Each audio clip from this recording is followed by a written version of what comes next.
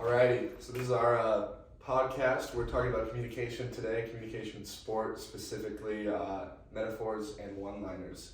We're all college athletes here. My name is Kris. I'm Charlotte. I'm Mari.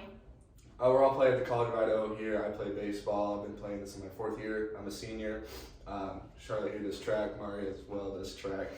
So yeah, we're just going to talk about a little bit of metaphors, some one-liners we've heard in communication, and just how that can affect performance, motivation, all that kind of stuff, and how big communication, how big a role it plays in success on the field. Yeah, so we want to kind of talk about, again, just to reiterate a little bit, but like the athlete-coach relationship is really important for like athletes' own experience. And we've all had like poor experiences with coaches where the things that they say to you can honestly ruin the whole sport for you. So we kind of want to talk about the good, like when it's very motivating for us, and then also when it can be really harmful for us. So yeah, do we need to go to metaphors? Yeah, let's talk about metaphors first. So we chose metaphors specifically because they can be a very powerful tool in communication, and that's because they're often short, they're often simple, they're often easy to remember. And we did a FOSS reading for our class, and she kind of broke it down, and she says that metaphors is a basic way by which the process of using symbols to know reality occurs. And she also says that metaphors construct arguments. So basically, metaphors are super important to structuring our experiences and our arguments, and just kind of can set the whole team culture. So the little the small things that coaches can say can have a really big impact. And so metaphors are just one way of us looking at that.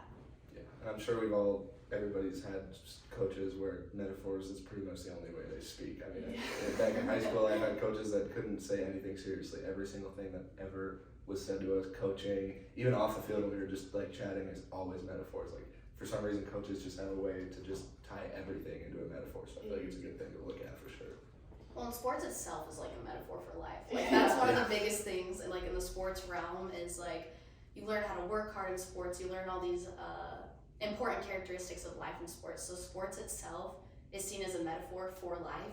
So you have this massive metaphor, and then within it you have all these other metaphors. Yeah. Well, and sports metaphors get used all the time. People are like, oh, you dropped the ball, and that's a baseball metaphor, but people use it oh, you messed up. Yeah. Yes. I mean, even just doing research for this project, I looked up sports metaphors, different metaphors used by coaches. Only thing that came up was here's 30 different metaphors, sports metaphors used in real life. Yeah. Yes. Hit a home run, I nailed that one. Yeah. I knocked it out of the park, stuff like that. So it's metaphors are definitely in sport are just tied together. Especially success related Yes. metaphors, Or failure. Success or failure. The It is zone it's between- black and white. There's no Either gray nail it, area. hit it out of the park, or you drop the ball. Yeah. So we just want to talk about some of the metaphors that we've heard in our sports career. I guess I can start off first. So I was coached by my dad in track, and one of the metaphors he used was, let's see whose heart is pumping blood and whose heart is pumping Kool-Aid, which is just so goofy. I don't know, has anybody else even heard that I've never metaphor? heard that before. It just kind of, That was a good one. that's Kip for you. That's his personality, but it was basically a metaphor surrounding because we had some track is kind of miserable sometimes. You have some really awful workouts. running for sport, and so it was basically saying we'll see who's gonna be tough and who's gonna get through this workout and who's just gonna wimp out and be done. And so just like most sports metaphors about toughness and weakness, that's kind of a big realm of metaphor. That's what that metaphor was surrounding, blood and Kool-Aid. And I think, Did you find it helpful? I don't know. I think Or you're you're just just like, what is this oh my saying? god, okay, Dad. It's a little intimidating. Yeah, okay, this workout's gonna suck. We don't really need to talk about it. But I think that it didn't really affect me negatively at all. And it's just okay, we're gonna go work out. But I didn't necessarily find it super motivating either. But maybe it's just because it was my dad. Yeah, It's true. something my dad's gonna say. That is one thing. I feel like coaches and parents have such a different way. Even if they mean the same thing, saying the same thing, I could never, at least personally, I never was able to listen to my dad. I feel like, okay, Dad, you're not my coach. Get out of here. Yeah. But then when I'll go to practice the next day and my coach said the same thing, and I'm like, oh yeah, that's great. I'm motivated now. So I feel like it's definitely maybe not the power aspect of it, just because I feel like you're supposed to respect your coach more in your specific sports setting, and you're more likely to respect your dad at home. So it's you don't want those to kind of cross over, Yeah. I don't want to at least when I was a kid, I didn't want my dad to interfere with sport. That was my coach's job, and I didn't want my coach to give me life advice because you're not my dad. So I feel like it's like an important part. At least just like with these metaphors go, like who says them is definitely an important part of it. No, I think that's a great point. Like communication in different spheres and how it's received in different spheres. Because I feel like the more we have some like more violent metaphors that we'll talk about. And like in a sports setting, it's like, oh, that's okay. Like we're in a sports setting. Like I know people will say things like, oh, it's time to go to war. Like it's time to battle. And it's like sports. This is not a war. Like that is high really school girl like, basketball. Exactly. That's really over the top. This is the 7th grade B team basketball. Like, what are you talking about? Yeah. And so I feel like definitely like based on like, and one of the readings I read, it was an article, a scholarly article, like communication, especially in sports, is so context dependent. But that goes for all communication. Like if my parents were to use that metaphor, like it's time to go to battle, like in the house, I'd be like, it doesn't fit. Yeah. It doesn't fit. You got your chores list. Like, all right, it's time to go to battle. It's a little extreme. Yeah. But yeah, do you want to talk about? Yeah, I was gonna say I can also go into one my dad said. My dad wasn't my coach, but he would come to all of our games, and he's known for being a little intense. And one that he would always say, he's like, "Go for the jugular," and that was his way of being like, "You never let up. You always go for like the final like kill. Like we're gonna keep with our war metaphor." But it's just again, like this was high school basketball. I did not go to college for basketball. Our basketball team was mediocre. Like I mean, we did fine in like conference, but it was just kind of like that level of intensity that he like wanted and was like trying to like portray through this metaphor was always just like, I don't know, I always thought it was a little like overblown. I never really related super much to this one, and I did always like track better as well, and that's not a sport that you really like go for the jugular. And You shouldn't anyways. You're doing the sport wrong if you're going for the jugular. It was always just like, I always thought it was like a little bit too intense. I'm always like, yeah, keep playing, like you never like slow down, but like you don't need to like if you're like hammering a team, like I don't think you need to like That's true. go for the I think just going back to kind of like what you're saying about like the situation, the setting of it, like go for the jugular. Like I feel like the success of a metaphor in sport definitely depends on like how it's presented in the context for sure. Because like you said, like if I'm a 13-year-old playing high school girls basketball or even like Pee-wee, like if somebody tells me to go for the jugular, I'm just confused. I'm like, oh, I thought this is flag football, like we're just having fun. But then it's like when you get to that college setting, when you're like really like maybe even going for like a national championship type thing, somebody says like go for the jugular, all of a sudden you're like motivated beyond belief. So I feel like the context of something like that really like plays a huge role for it. Yeah, like Colby Blaine tells me to go for the jugular, and we're like national champion team, like I'm I'm on board. Yeah. But like and I think it also goes back to kind of like the parent thing. It's like after you like it'd be after we got like a game too close, like we were winning by a lot, and we kind of like let them come back. That's when my dad would say that, and it was always just like kind of an aftermath and like hindsight. It's like, okay, well, we got tired, and they like started figuring out what we were doing, and like things don't work as well. I just never really thought it was like the right like timing either, which I think kind of plays into what you were saying as well. Like the timing of when you use these things really matter. Yeah, it totally the timing can make it like the best metaphor in the world, and you can be so motivated, or it can completely kill the mood. Like it's and I feel like some coaches do that a lot better than others.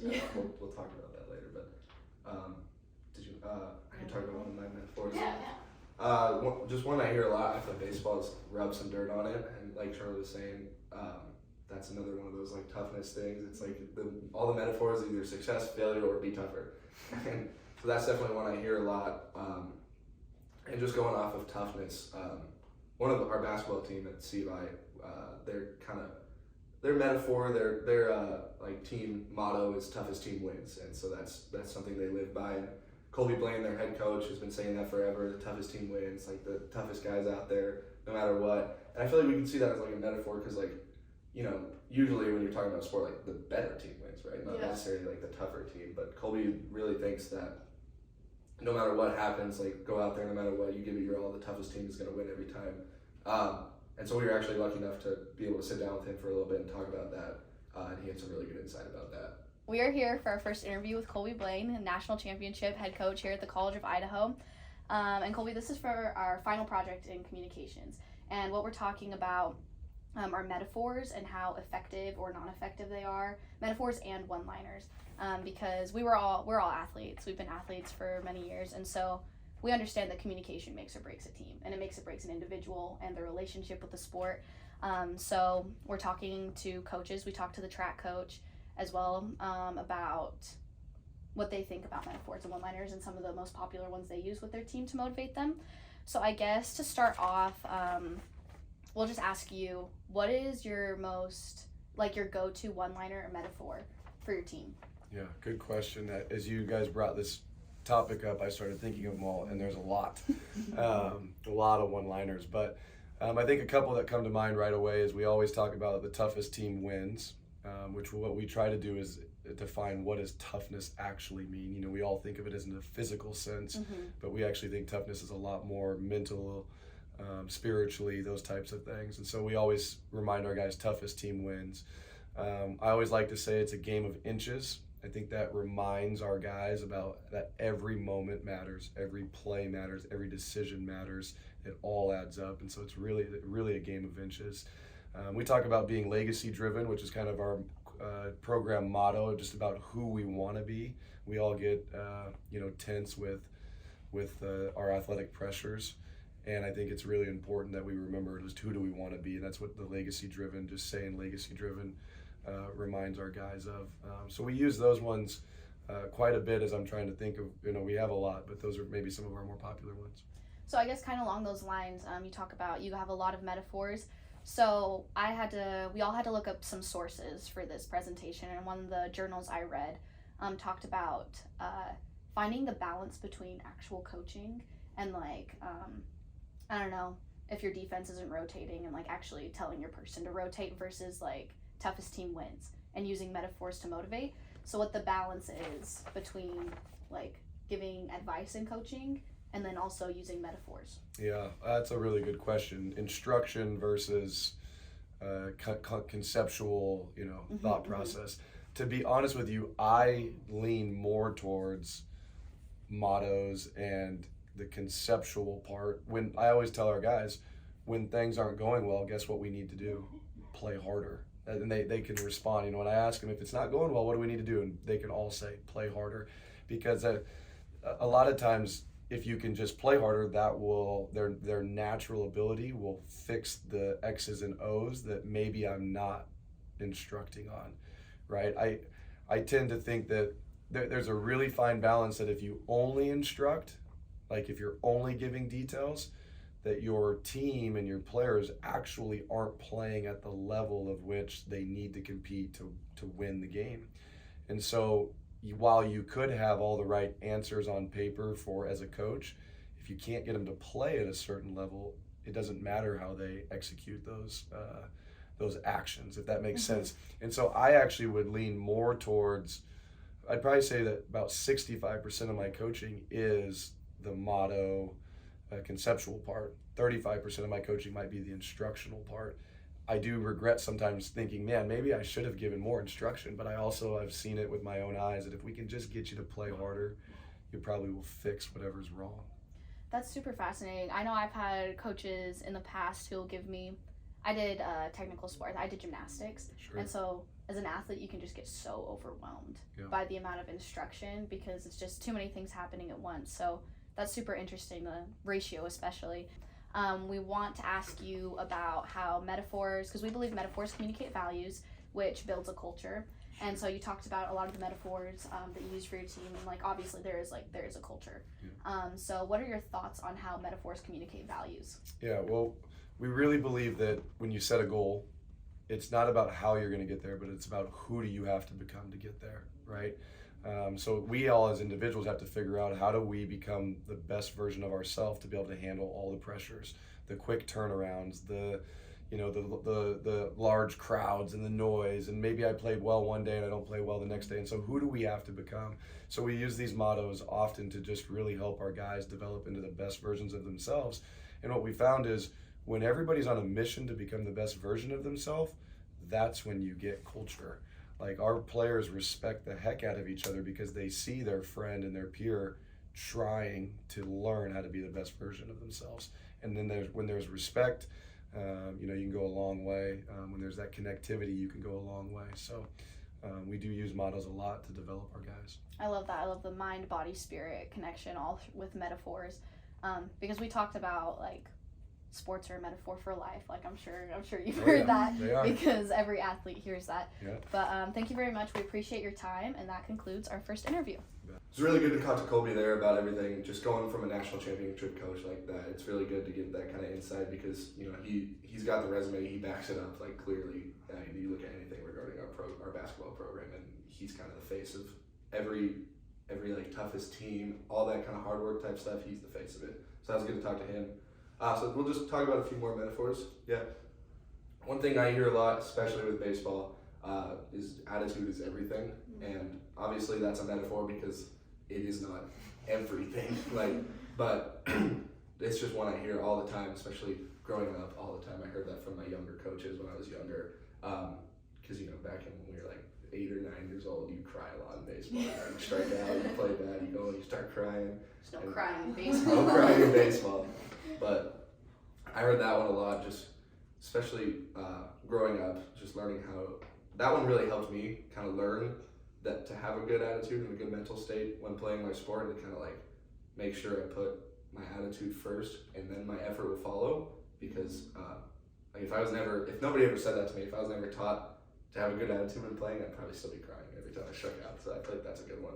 I feel like you guys probably hear that all the time too. Yeah, definitely. I think we talk a lot about like our mindset going into races too, and like track meets, and like making sure you're like heads in it, and like just because all the training you do like preps your body, but your mind's like that last. It can really be like a big barrier, especially like I feel like in our individual sports, or even like as you're batting, like you're the only one like really doing action at that time. Yeah. Like can be kind of isolating, and you can feel there's a lot of pressure on you. Yeah, so. especially because like there's like at least a minute between every pitch too. You're just sitting in there, so like the first thing that has to be right is your mindset and your attitude, which is like I'm really thankful for all my coaches that kind of instilled that into me. Yeah. And I think just going off kind of like the whole idea of are these metaphors successful in sport? I think this one for sure has been one of the most successful for me at least.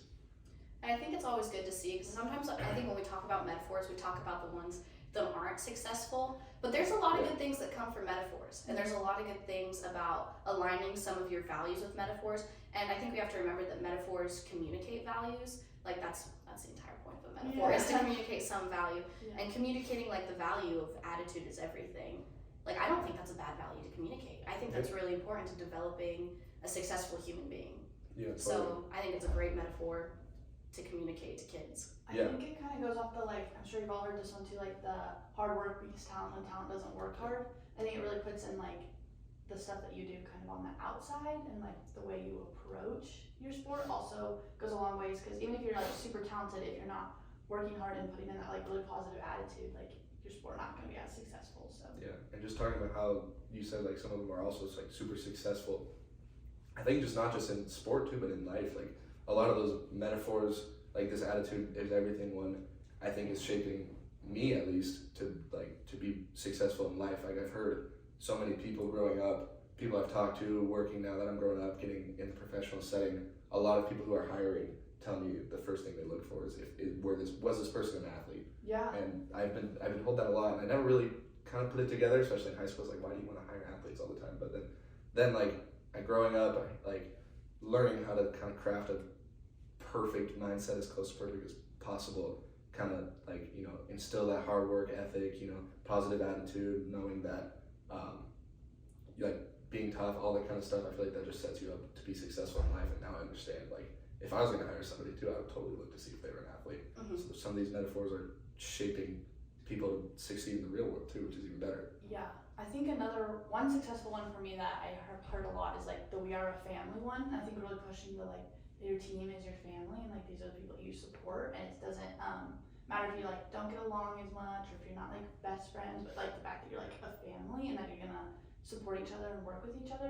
I think that's been one of the like most successful ones through like my whole like athletic career, and I think it really, when you like get along with people, you can tell the difference when you like your team and you get along with your team, and the team like supports each other. I think that's another good thing for like the real world, is like learning how to function as a team. And even if you're like don't particularly like this person, you're still on a team together, and you still have this like bigger goal, and you like gonna work with each other to get there. I think like the like interpersonal relationships that you can bring when you like really value like we are a family and we're gonna work together well. So And I think it goes back to like how not only do metaphors communicate values, but they build a culture. Yeah. And so when we have like this culture of like we are a family, like there's a lot of loyalty that comes behind that. And communication is very different from culture to culture. Mhm. And so when we do look at these metaphors, we can see what culture a team is fostering based on the values they're communicating through their metaphors. Absolutely. Totally, yeah. There are other ones we want to talk about? Charlotte one day or girl like a girl. Yeah, we can talk. So this one's not so positive. Yeah. Just taking completely turn around. Yes, yeah. But I think something that I heard a lot, and I didn't necessarily hear it from coaches would never say it to like in the track setting you have boys and girls all working out together, so they wouldn't necessarily say it there. But like if I was to go out and hear something at a football practice, like you'd hear this in a football practice a lot. Like you throw like a girl, you run like a girl, you hit like a girl.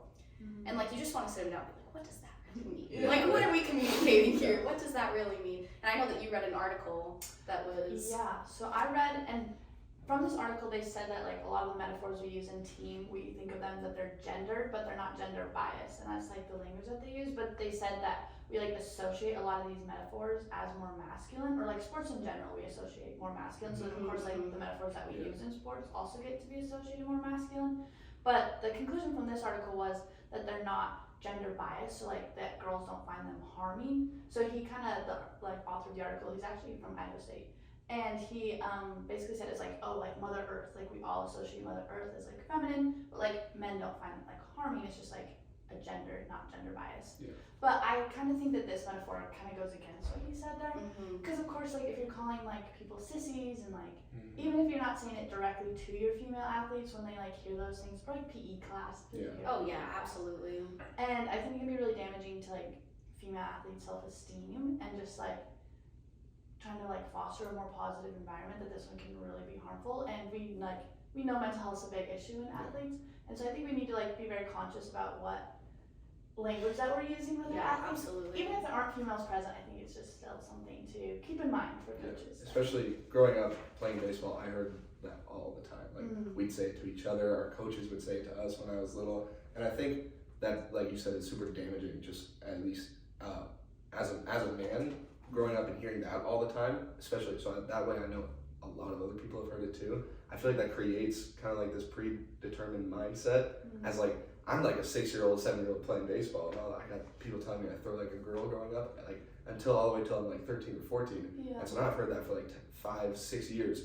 And so now, like, no matter what happens, if I ever hear that, I automatically associate any sort of women in sport as a negative thing, as like a lesser Yeah. or like Yeah. an inferior. Which like our softball team is so like Yeah. Our girls cross country just won national Yeah, it's just, championship. I just won the national you want to run championship. like a girl, right? Yeah, right now Right. I wish I could run like a girl. Yeah. I wish I could run half as good as all those girls. Yeah. But it's just like that kind of created this terrible mindset Mhm. towards women growing up, and I feel bad about it because like Yeah. I can't help but like associate that negatively because I've just heard it so many times. Right. Well, it's so ingrained. I mean, and we have like Caitlin Clark. I love Caitlin Clark, so I'm gonna talk about her. 'Cause I'm just obsessed with her. But like, she's this like amazing powerhouse female athlete, but she's like still had to work so much harder to get the hype. Like Yes. it took like, and she's a senior now, and she's Yeah. barely getting the hype that like other like male basketball athletes Right. have had like their From whole their time. freshman year, Yeah. they're immediately on the television everywhere. Yeah. Yeah, so I think like it It's takes the a lot more for 16-year-olds. them to like Mhm. yeah, Yeah. to work up to that, and you have to like be like exceptional as a female Yes. athlete. So I definitely think that that's something that's very like ingrained, and we can see it across sports. Absolutely. That's actually a really good point going back on that, just because like you said, like she's a senior now, she's 22 years old, Yeah. maybe 21, I'm not super sure, but like we're just now seeing her, and she's one of the best players in the world, right? Mhm. But like when I was 14 or 15, our high school basketball boys team played really good against a prep academy, one of those academies, and it went completely viral. Like millions of Yeah. views nationwide, like was on all those basketball pages. That's And these are a bunch nuts. of like 15-year-olds, like 16-year-olds from Boise, but like you said, like you just don't see that on the other side, and I feel like these kind of metaphors kind of like construct Yeah, they lay the that, foundation and yeah, for they it. lay Yeah. the foundation for it, so it's definitely like a negative metaphor for sure. I do think though that there has been like a lot, people have been speaking out against those sort of things. So I mean, so much in our communications class, we were talking about how gendered our language can be, Yeah. and especially from culture to culture, how gendered it can be. And so I think we're starting to see a shift in that, Because I definitely heard you throw like a girl a lot more like 10 years ago when I was playing Little League sports than I do now. Because I don't hear it in college. Like, I haven't heard that since I've gone to college. So I think there's definitely I hope there's a positive change for metaphors like these, and now it is more focused around just like being tough, because being tough can apply to anybody. Yeah. Like, right. everybody can be mentally tough, can have some grit and persevere. So while it is super, super harmful, I'm really grateful that we're seeing like people actually talk about that as a harmful thing. Yeah. And I think as we're talking about like the women's cross country team just won nationals, and so like obviously we're talking about running like a girl, like we all want to run like a girl. I think you guys talked to him for a little bit. We didn't did. you? Yep. Hi guys, we're back for our interview portion with one of the head track coaches. This is Ben. Dom is currently out of town. We won nationals and said peace. So we're gonna interview Ben today. So basically, this podcast we're putting together, it's for a final project for communications. And because all of us who did the podcast, we're all in sports. We've all been in sports for like 10 plus years. And so obviously with sports comes a lot of communication. Very good communication, very bad communication. Some things are effective, right? Some things are not so effective. And so the broader topic is communication, but more specifically we're talking about metaphors, because metaphors communicate values, and those values build cultures on teams. So we talked about a few metaphors previously. We talked about like rub some dirt in it, and metaphors and one-liners, I should say. Not all of these are total metaphors, but one-liners used. Rub some dirt in it. We are a family. Go for the jugular was one that Mari brought up. My dad used to say before really tough track workouts, let's see whose heart is pumping blood and whose heart is pumping Kool-Aid. So like a very like patriotic. Those are good. I yeah, like those. just I we might talked have about to like adopt a few of those ones. and we're like, how effective really was that metaphor? I don't know, but it was funny. Yeah. And then obviously like attitude is everything, victories in our blood, practice makes perfect, things like that. But specifically for this portion, we'd like you to share with us any one-liners, metaphors you use to coach us. You've obviously been very successful at coaching, so we'd like to know how you see metaphors in communication with your athletes. And then also, could you touch on a little bit, you run or throw like a girl, because you get to coach females. And I feel like it's more prevalent in like very masculine sports. So yeah, just give us some of your thoughts on it. Yeah, absolutely. So yeah, I think one of my favorite go-tos, we kind of talked about it before jumping on here, but the last one, best one is definitely a good one. When you get to that last rep of practice and you want to attack it like you're competing, you want to attack it like, hey, I want to give my all when I'm fatigued, I'm tired. And so taking that even like a step further, and I've talked to a few of you about it before, but just condensing that down to Lobo, and Lobo is Spanish for wolf. And so like a wolf, you've got to attack that last effort and just be aggressive. So that's definitely one of my favorite ones for sure. Do you think it's been effective with kids? Because I feel like it's a fairly positive statement. Like sometimes, like when you say like rub some dirt on it, and like obviously these are both doing toughness, both of the metaphors. But like I feel like this one's very positive. Last one, best one. And so it has like a different energy to it than like rub some dirt in it sort of thing. Yeah, no, I definitely think it has been effective. When I was coaching for Pendleton High School, we actually ended up like making shirts of it when I was coaching the hurdle group, and we had like a wolf on the shirt like going over a hurdle, and it just said Lobo on there. And so every time we got to the last rep of practice, somebody'd be screaming, all right, Lobo, let's go. When I'm out working with Isaiah, for example, when I'm working with him individually in the mornings, it's always constantly like, all right, Lobo, let's get it. And you'll hear it out on the track. You guys say it, last one, best one, let's get after it. And so I definitely think it helps put you in a mindset of like, yeah, we're tired, but hey, we've got one more, let's get it done. And then going to the positivity of things too, I definitely like to keep things positive, and try not to have that negative connotation to metaphors and just kind of the way you're putting things when you're out there, because yeah, to me, anytime you have any sort of negativity enter that space, then it just starts to bring the energy down, even if it's like meant to be like a good thing, like the rub some dirt in it. Like, right. something along those lines. So anytime you can keep those messages positive, to just keep that energy up and keep that positive of like, oh yeah, I'm doing awesome out here. This is great. That's what I like to try to bring to the table. But I feel like that's important, especially we talk about in communication how things, especially in coaching, it's very context dependent. And something like track, I mean, we just condition for our sport. Like that's basically our sport is conditioning. And every now and then we just have a few block starts and whatnot, but it's mostly conditioning. And so I feel like that energy, like I feel like you can say that maybe in something, maybe like football, rub some dirt in it, maybe it would fit a little bit better. But I feel like context dependent track, you have to keep a positive mindset or form goes down, energy, like you don't hit your times and it all just goes bleh. Yeah, so we love those thoughts. Could you share your thoughts on the metaphor you run or throw like a girl?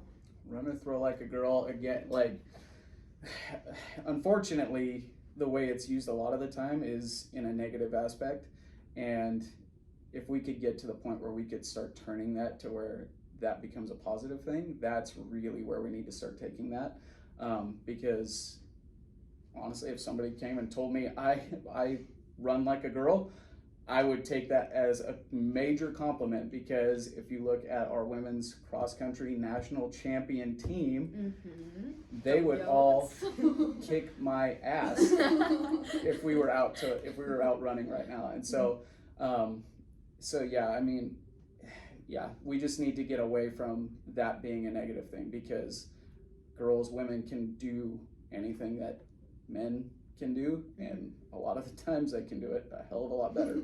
So I believe it was Shalane Flanagan. I could be wrong on, there was a marathoner that recently wrote a book, and the title of it is Run Like a Girl. And it's on my bookshelf, it's on my list of books to read, and I'm kind of making my way through those right now, and I haven't got there yet, but I've heard phenomenal things about the book itself, and like I'm really excited to actually read it. Because it talks a lot about taking that saying of throw like a girl, run like a girl, whatever it is, and just putting that positive spin on it, and what it actually took like in her career to get to where she was and all that, and it's incredible. So awesome. Yeah. One more last thought, I guess on the technicality of metaphors, how they communicate values and culture. Do you have any thoughts on that? Like how metaphors, like how they can be, do you think they're really effective at communicating a value in culture? Or like, what do you think about metaphors? I'm going to take the cop-out answer on that and just say it depends. Like, you can say that with just about anything, but it really does depend on the person, who you're communicating with and that sort of thing, or what culture they come from. Like, you could say, I'm having a hard time thinking of something, but you know, you could use a metaphor on somebody, and if it's somebody from a different culture where it just does not relate to them at all, then that message is going to go completely over their head, and they're going to be like, what the heck did that mean? And so it definitely depends on the person, and some people are a little more receptive to things like that, where it might just click instantly, whereas others, you have to be a lot more literal with things. And actually break down like what you're looking for, rather than just saying like, oh, fly like a bird or whatever, you know. So yeah, it's not a direct answer, but depends on the person, depends on where you come from, and depends on your background and all sorts of stuff. No, that's good. We did, I had to read a scholarly journal, and it talked about context dependent, so that completely goes right in line with some of the research we did before the podcast. Yeah. Cool. So once again, guys, this is Ben. And yeah, that concludes our interview. So in conclusion to this podcast, we talked about metaphors, communications, and how metaphors and one-liners can affect athletes for the better or for the worse in sports. We also talked about how metaphors communicate values, which affects culture, and we talked about the gendered aspects of communication as well.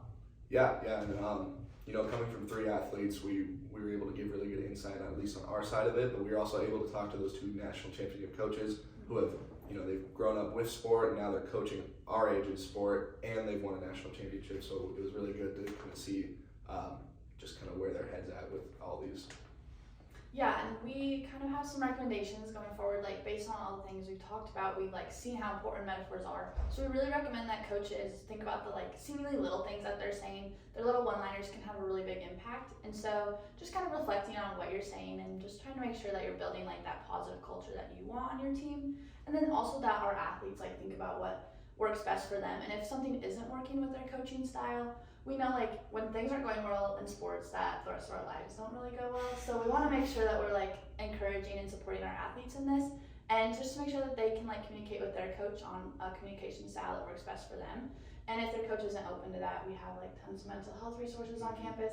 Our athletic director is super open. So we just really want to like encourage people to communicate in the best way that really fosters a positive environment, and then also like success for our teams. Thank you.